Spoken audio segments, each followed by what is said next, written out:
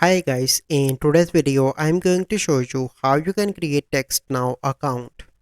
So the first step you need to do is to visit the Textnow website, and this is the URL that you go and visit, and then you need to open Textnow homepage, and then you need to locate the sign up or create account button and check on it, and then you need to enter your information. Once you enter your information like your name, your last name, your email and a password.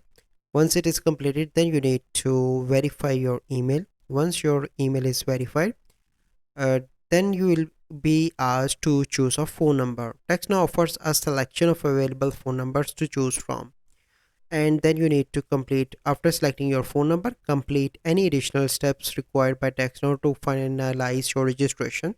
And after that your registration is completed, and then you need to download the app. That is optional, it is up to you. And then you need to log in with your email and password. So this is the process that you need to follow to create Textnow account. So I hope you find this video helpful. If you find this video helpful, must like this video, subscribe to our YouTube channel for future videos. We will see you in the next video. Thank you, have a good day.